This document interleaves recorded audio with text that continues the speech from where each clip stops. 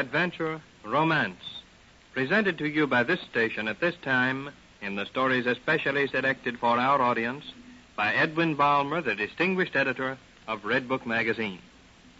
When Editor Balmer selected this romantic story, Minister Wanted, by Rebecca Stevenson from the current Redbook, he told us that Rebecca Stevenson started on a newspaper on the Pacific Coast, and this story is her first to be published in an important magazine. She has distinctly arrived. Minister Wanted was not, of course, the first story she ever wrote, but it is the one that got her recognition. She says something different in a new and decidedly individual way. It is a great pleasure to present to you this very unusual story. Time, after dark. Place, nice old farmhouse near the Canadian border. Situation, Patrick Creighton coming through the back door and bumping into a strange young woman who has just come in through the front door. I beg your pardon. Seems I have a visitor. Sorry I stepped on you in the dark. Oh, faint if you must, but don't you dare scream. Oh, so there's a man in here. Well, I'll scream if I like. It's my house, and I bought it for the express purpose of screaming in it. Pardon me, but it so happens that I bought this place myself. To have a good cry in, you know. Permit me, I'm Patrick Creighton. Creighton, the playwright, I suppose. By any chance, have you read The Merchant of Venice? Eh? It's one of my little things. So is this house. If you will stand right still, I'll light a lamp. It'll help you to see that your house is in the next state. I'm sorry. The house belongs to me from the cellar up. Can it be that those boxes of provisions delivered here yesterday belong to you? They came when I was out fishing. According to the labels, they belong to one Lacey Cavendish. So you spent yesterday in my house, too. I see you know where the lamps and the matches are. Dear lady, I most assuredly bought this place. I paid a third down, pending title, and it was sold to me by a fellow named Bert Carson. I remember Bert well. Crooked teeth and a black mustache. He gave me a receipt. And I paid a fourth down, pending title, to a man named Calvin Burt. The teeth and the mustache sound the same, but that doesn't mean anything. I, too, have a receipt. It's in my bag. Mine's in my satchel. I'll show you right here. And here's mine. Not so bad. What? The step-ins you just unpacked. Well, now then, here's my receipt for this house. By George, it's a bill of sale, all right. And here's mine. You can see for yourself. Well, if this isn't just... One thing's certain, and that is when next I see our little chum Calvin Burt Carson, his name will be Lucifer Mudd. Hand me that necktie, will you? I'm glad to see that you're packing up. I am not. I came on a vacation. It's getting late at night, and I'm staying. And I came for vacation, and it's just as late for me. The agent in town failed to show up, and I had to hire a farmer to bring me out here. I've been cooped up on a city newspaper for 2 years. Were you going to live here by yourself? Yes, I am. I've got a woman coming to keep house in a couple of weeks. For the present, I'll take care of myself. Shall I call you Lacey as a preliminary, or do you prefer the more formal darling? Oh, I think you're abominable. I wouldn't go if I could. I haven't any car, and the next town is 15 miles. I'll stay home this evening, too, my car being out of gas. I say, let's have dinner anyway. And what would you like for breakfast? I'm going to get myself something to eat. There's a steak waiting in the kitchen. Help me on with this apron, will you? You know, you look just like a playwright. Only I happen to know that the real Patrick Creighton is in Paris. Oh, have you ever seen him? I wouldn't want to. He refuses to be photographed. He's modest. Yes. Just like a calliope. He knows silence is good publicity, better than his plays. You talk just like a newspaper woman. What do you cover for the press? Dahlia shows or advice to the lovelorn? Well, if you insist on staying, you might be a help and open that tin of cream. With pleasure. The table's all set. I'll start this steak. It smells good, doesn't it? Well, I'll be... What's the matter? I just thought I heard the sound of an airplane. It's crickets. Which reminds me, next summer I'm going to install fox terriers. Sorry, but I intended to raise a border of Scotch collies.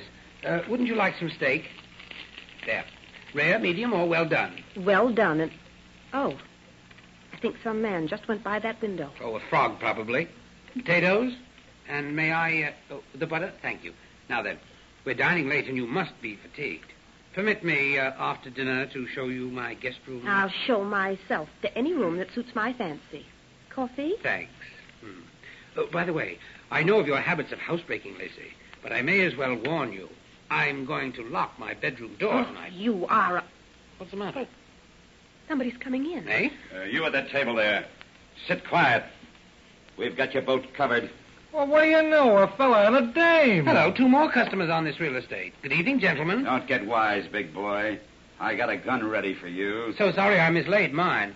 From whom did you buy the house? Calvin Burt or Burt Carson? From Bert Campbell for half down. Say, what the... Watch him, Chief. Hey, what are they doing in our house? We bought the house and we're having dinner in it. Up here, we don't dress for dinner, gentlemen, so you needn't bother with that gun. Oh, let him have it, Chief. He's too fresh. Shut up, Slip. You too, big boy. From now on, I'll supply the wisecracks without you muscling in. You see, Lacey, you have a fellow craftsman. Listen, you. Slip and me bought this house for rest and privacy, and right now we want both without no argument. Just flew down for the weekend? I thought I heard a plane. Well, the plane landed us here and then pulled out. We're staying a while. Sit down, Slip. Gee, I'm hungry. I'm so sorry you came too late for the steak. Pass them muffins and coffee, girlie. Tomorrow we'll eat better, huh? Think of us all buying the same house. Hey, this here gravy ain't bad, Chief. Well, pass some more. My wife here's a very good cook. Now, ain't that nice? How long you two been married? When was it, Lacey? Now, Quite some time, Mr. Just call me Sam. Hey, you two got any kids? Oh, heaven has not so blessed our union. Well, all right. Say, we're going to play house with you, me and Slip. Indeed. Slip and me are your new guests. Playmates up from the city to visit, you see? So glad you came. Yeah?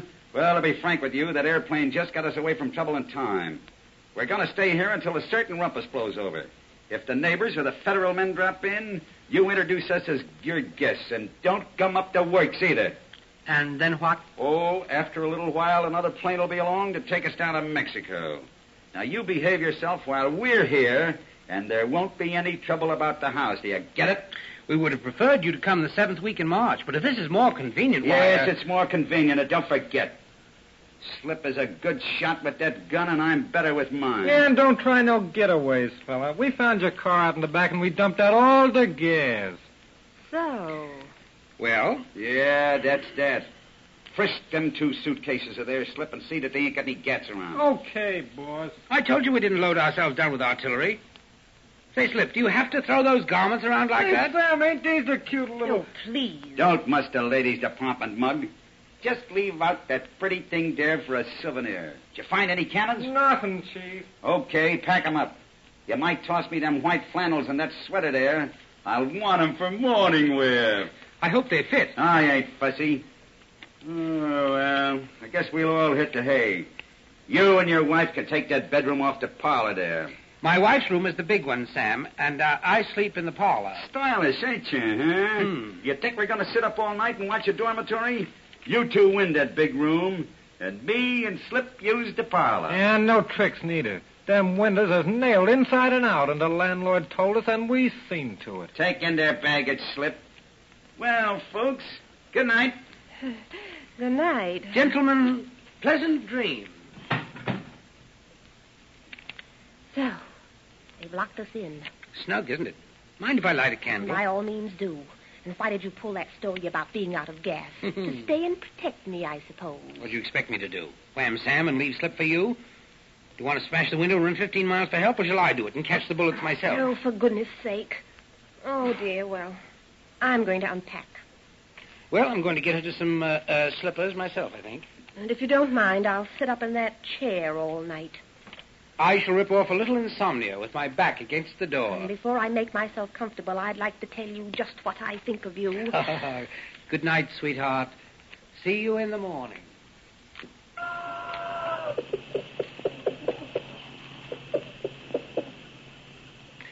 Well, Lacey. Thought you were going to sleep all morning. Oh, dear, my back. Oh, I just didn't sleep a wink. Dear lady, you never opened your eyes. As for me, I could hear those gorillas pacing around out there. Hey, you two in there. Hustle on deck. We want breakfast. Served in the dining car in 5 minutes, Sam, old boy. What are we going to do? I suppose if Sam likes the place, we'll be here forever. I say, isn't that cold cream you're putting on your face? It is. You don't suppose it's poison, do you? Shall I put some in the pancakes? Let me remind you, Mrs. Borgia, that Sam is undoubtedly a person who makes, sells, and drinks Paris green every day of his life. He's immune. Listen. What? Lacey, you've given me a grand idea.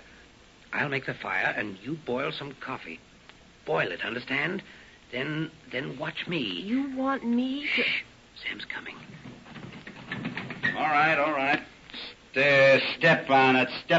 Skip and me are hungry. Keep moving. Get going there. Oh, you'd like some coffee this morning And butter cakes. It's cold as Greenland in here. I'll get going on the kindling, and, say, where'd you get that photograph you got in your paws? I'd be obliged if you'd mind your own business. Swell around dame, here. ain't she? I found a picture sitting above the fireplace this morning. Yours? Yes, I put it there yesterday afternoon. I wish you'd keep I it. thought so. Isn't that a picture of Ann Dalzell, the Broadway actress? Yes, a friend of mine, thank you. Yeah. It says on here to Pat Creighton, in everlasting memory, Ann Danzell. Well, what about it? I'll tell you what about it, big boy. Hey, Slip. Coming, Chief, coming. All right, Slip. What's the name you say is printed on them boxes of grub you found out in the pantry? It says Miss Lacey Cavendish on 'em. I thought so. Now listen, you two. Tried to put one over on me, didn't you? Told me you was married. Well, now, my wife and I, Why, we came... nothing. I'm out of you. You're a wise guy, ain't you, big boy? I know you. You're a New York playwright out on a holiday with your dad. Chief, why waste time with that mug in this dame? Now, listen, Rat, if you can't be courteous to a lady, eh? Well, maybe. Well, I like her, too. Cute little trick, ain't you, Keep Big? your dirty paw off her. Get back, little boy, or I'll plug you to start the day right. Let me give him the works, won't you, Chief? After breakfast. Now hop to it, Mug, and stir that fire. And you, sister, start the coffee. What are you going to do? Come on, Lacey, do as he says. Do? We're going to eat first. That's right, big boy. Keep a big fire in that stove. It's getting hot quickly, my friend. Have you got the coffee pot, Lacey? There now. It'll boil in half a minute on this stove. Doesn't take a second for these iron stoves to get going. You're pretty good as a stoker, big boy. But Slip will have the job after today. Indeed. What do you mean? I mean I'm going to plant this playwright wise guy out in the garden after breakfast.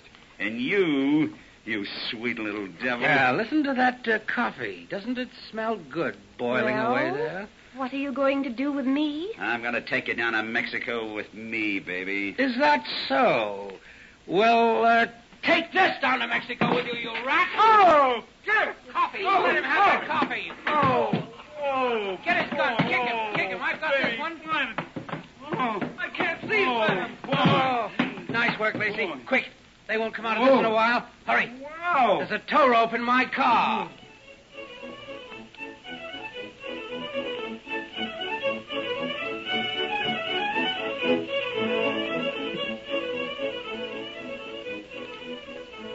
Oh, poor darling, you burned your hands terribly on those hot stove lids.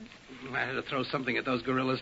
You certainly took the cue on that boiling coffee in great shape. And you are the Pat Creighton, the famous playwright. Oh, that photograph means nothing to me, dearest. Oh, there's someone at the front door. Well, if it's Al Capone, tell him we're not home. Hello. It's Sheriff Hawkins. Just wanted to stop back and tell you and your wife you did a great job capturing those two gangsters this morning. The farmers brought them in that milk truck, and we shipped them straight to the prison hospital. Fine work. And say, if there's anything we could do for you... Oh, well, I'll tell you what, Sheriff. We'd like to have 5 gallons of gasoline and a minister.